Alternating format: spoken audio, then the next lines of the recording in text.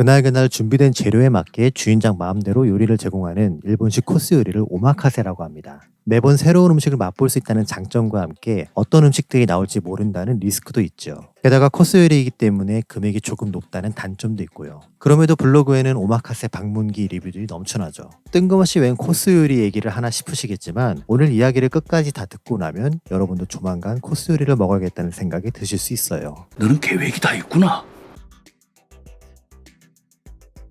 오늘 예수님은 3명의 사람과 대화를 나누십니다. 그들 중 첫 번째 사람이 먼저 예수님을 찾아와 따르겠다고 말하죠. 마태의 기록에 의하면 이 사람은 서기관이죠. 한글 성경에 따른다라고 번역된 아콜로데서는 뒤따라간다는 의미로 제자로서 살겠다는 뜻이죠. 당시 재력과 권력에 있어 유대 사회의 최고 계층인 서기관이 이런 고백을 했다는 건 매우 이례적이죠. 어쩌면 그는 서기관이라서 예수님의 가르침이 가진 독특함과 위대함을 알아봤고 수많은 사람들이 따르는 인기를 부러워했을 겁니다. 게다가 이분에겐 병고침의 특별한 은사도 있기에 제자가 되어 이것까지 전수받는다면 자신의 입신양명은 따놓은 당상이니까요. 그래서 어디든지 따르겠다고 말하며 당찬 포부를 밝힌 것으로 보이죠. 이렇게 제보다 제밥에 더 관심이 많던 서기관에게 예수님은 여우도 굴이 있고 공중에 새도 집이 있지만 인자는 머리 둘 곳이 없다고 말씀하시죠. 물론 우리가 예수님처럼 극빈의 삶을 살아야 한다는 건 아닙니다. 쉼 없이 달려야 하고 배고파도 참아야 하며 홀로 외로운 싸움을 버텨내라는 의미도 아니죠. 오히려 더 본질적인 의미는 제자로서 노력하고 헌신하면 그에 합당한 대가가 있을 것이라는 당연한 기대를 하지 말라는 거죠. 굴과 집은 회복과 쉼을 위한 공간입니다. 사람으로 따지면 집이죠. 복잡함에서 벗어나 편히 쉴 수 있는 공간, 밖에서 날 괴롭히던 요인들이 더 이상 따라오지 못하는 불가침의 영역, 지친 몸을 쉬게 하고 음식으로 에너지를 보충하며 가족 간의 유대감을 느낄 수 있는 따뜻한 장소. 누구나 집을 떠올릴 때 희망하는 모델은 그런 것이죠. 하지만 지칠 만큼 노력하고 헌신했음에도 편히 쉴 수 없고 재충전도 못하며 고맙다거나 수고했다는 말도 못 듣는다면 어떨까요? 처음에는 당황스럽지만 뭐 이런 일도 있나 보다 하면서 넘길 수 있죠. 하지만 2번, 3번 반복된다면 내가 혹시 잘못된 방향을 가고 있는 건 아닐까라는 생각으로 주춤하게 되죠. 원동력은 멈추게 되고 헌신과 열정은 예전만큼의 속도를 못 내게 되죠. 그러다 그 반복의 횟수가 대여섯 번 혹은 그 이상을 넘어서는 순간 제자의 길에 나 혼자만 있다고 느끼게 되죠. 외로움과 고독이라는 영적 침체를 겪은 엘리야처럼요. 엘리야 선지자는 최고의 기적과 경험을 한 사람입니다. 가뭄을 예언했고 까마귀로부터 떡과 고기를 공급받았으며 죽은 과부의 아들을 살려냈고 가루와 기름이 떨어지지 않게 했죠. 게다가 갈멜산에서 바알 선지자들과 제사를 놓고 싸워 이기죠. 17대 1도 아니고 85대 1도 아닌 850대 1의 싸움에서도 그는 굴하지 않고 버텨냈죠. 하지만 호렙산에서 하나님께 내가 여호와께 열심을 냈으나 오직 나만 남았다고 한탄하죠. 사람들이 하나님의 언약을 버리고 제단을 헐며 선지자들을 죽였기에 오직 자기만 남았다며 탄식을 하죠. 엘리야 자신은 분명 하나님의 은혜와 섭리를 경험했습니다. 이제껏 어느 누구도 자신과 같은 경험을 한 사람이 없었기에 얼마나 든든했을까요? 그래서 올 테면 와보라는 배짱과 자신감으로 850대 1의 싸움도 이겨냈고요. 이러한 경험과 하나님에 대한 열심이 지금의 자신을 만들었죠. 하지만 그럼에도 어느 누구 하나 자신에게 잘하고 있다, 수고하고 있다, 고맙다는 칭찬과 격려를 해주지 않았죠. 그게 없는 것도 서운한데 이세벨 왕비마저 자신을 죽이려고 혈안이며 으쌰으쌰 함께 가는 동역자도 없었죠. 그러니 이제 더 이상 선지자로서 하나님에 대한 믿음을 지키는 게 부질없다는 생각으로 로뎀나무 아래에서 이 정도면 만족하니 지금 죽여달라고 토로한 것이죠. 더 이상 하고 싶지 않다. 따라서 머리 둘 곳도 없다는 예수님의 답변은 제자의 삶이 서기관의 생각처럼 그렇게 샤방샤방하지만은 않다는 것을 뜻합니다. 서기관의 눈에는 예수님의 능력이 뛰어나고 매력적으로 보이지만 그 이면에는 하나님의 뜻을 위해 견뎌야 하는 십자가의 무게, 자신도 구원하지 못한다며 비웃는 사람들의 조롱과 멸시, 이렇게까지 못하겠다며 도망친 제자들의 외면에 대해 말씀하신 것이죠. 그리고 이것은 지금의 우리에게 티 안 나게 적당히만 믿어도 된다는 유혹, 그렇게 한다고 세상이 달라지겠냐는 비웃음, 너는 믿어도 나한테까지 요구하지 말라는 겁으로 재현되고 있고요. 예수님은 두 번째 사람에게 따르라 하시며 제자의 삶을 요구하십니다. 이에 그는 먼저 가서 아버지의 장례를 치르게 해달라 하죠. 한글 성경에는 헬라어 시제가 정확하게 구분되어 있지 않기에 지금 이 사람이 아버지의 장례를 치르는 중으로 보이고 그래서 나를 따르라는 예수님의 요구가 조금 불편하게 느껴지죠.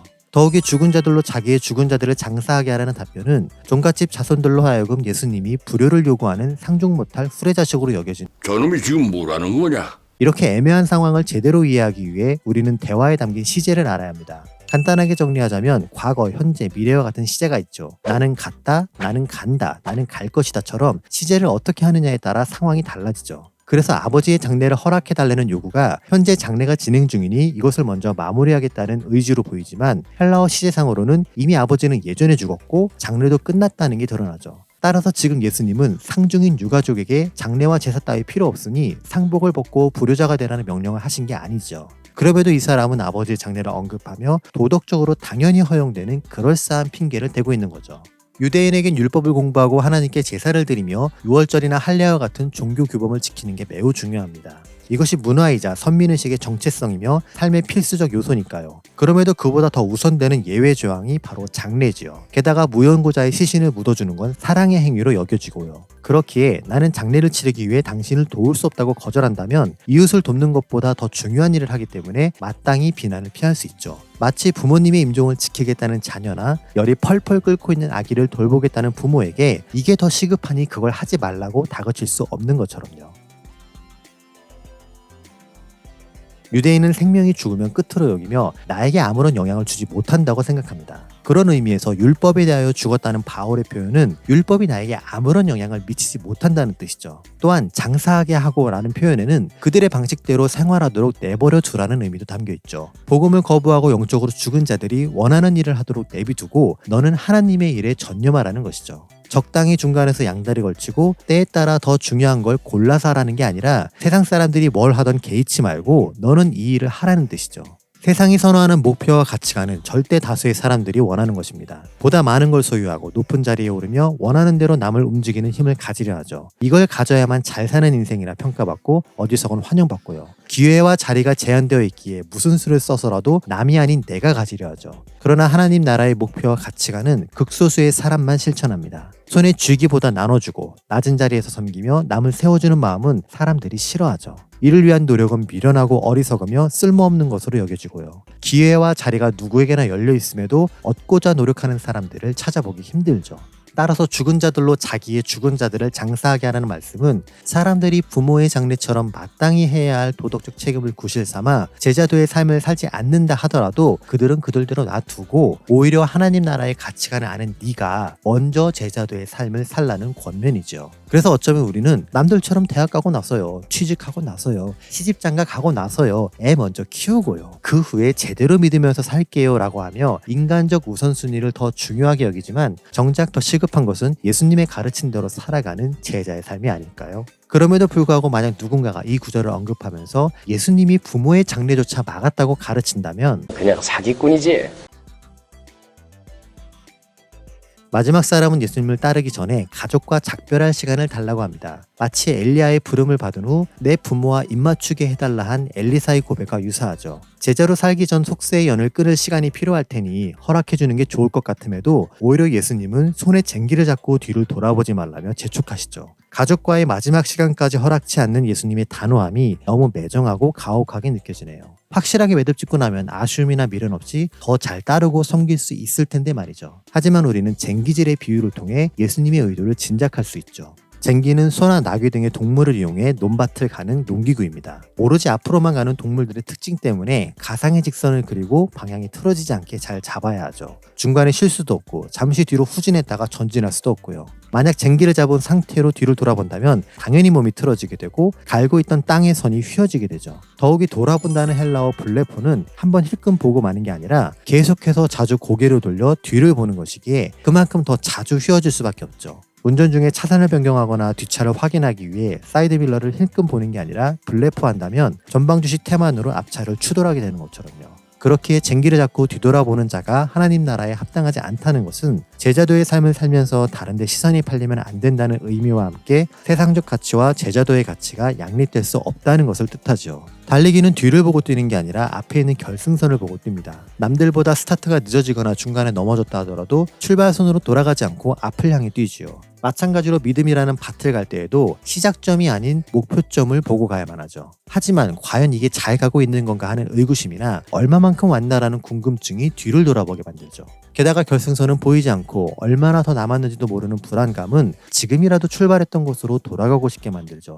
뿐만 아니라 분명 누군가가 나와 같이 출발한 것 같은데 주변에 그들이 보이지 않고 나만 길고 긴 터널 속에 갇힌 것 같을 때 혼자라는 두려움은 더 커지게 되죠. 지는 건 안 무서워요? 혼자 있는 게 무섭지. 그때 우리는 예전의 내 모습과 출발 전에 보았던 주변의 환경들을 그리워합니다. 나는 원래 이런 사람이 아닌데, 내 성향은 이렇지 않은데 굳이 이렇게까지 살아야 하나? 예전의 내 모습은 그다지 꿀리지 않았는데 그곳의 삶이 지금보다는 더 나은 게 아닐까? 믿음의 밭을 갈기 위해 홀로 외롭게 전진하기보다 차라리 지금이라도 돌아가는 게 덜 실패하는 게 아닐까라는 갈등을 하게 되죠. 뿐만 아니라 교회 활동과 신앙생활에서도 우리의 시선은 자주 분산되죠.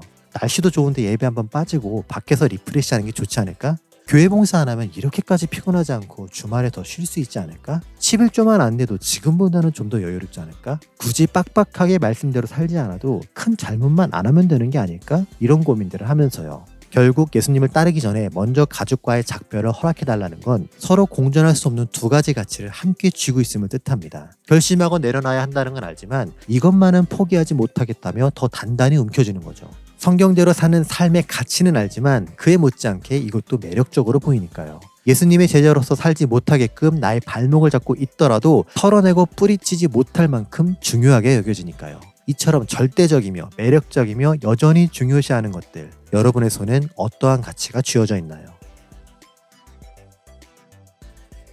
지금까지 우리는 7편의 영상을 통해 누가복음 9장에 대한 심층 분석을 했습니다. 12제자의 파송, 오병이어의 기적, 너희는 나를 누구라 하느냐는 질문, 변화산 사건, 귀신 들린 아이의 치유, 누가 크냐는 논쟁, 예수의 이름과 사마리아인들의 거부라는 이야기였죠. 내용, 배경, 등장인물 모두가 다 다르죠. 더욱이 다른 공간복음에는 일부가 생략되었거나 여러 장에 걸쳐 이야기가 흩어져 있어 연결성도 모호하고요. 시간적 흐름에 따라 기록되었다고 볼 수도 없죠. 보고 들은 걸 전하다 보면 사람에 따라 임팩트 있게 기억나는 것들을 우선적으로 말하고 뚜렷하지 않은 것들은 생략하기도 하니까요. 그래서 공간복음 내용들이 동일한 순서로 진행되지 않는 거죠. 하지만 두더지가 100일 넘게 누가복음 9장에만 매달리며 파헤치다 보니 마태, 마가에는 없지만 누가만이 가진 큰 틀을 볼 수 있게 되었습니다. 누가는 제자의 삶이라는 대주제를 깔아놓고 그 위에 개별적인 7개의 이야기가 어우러졌다는 것이죠.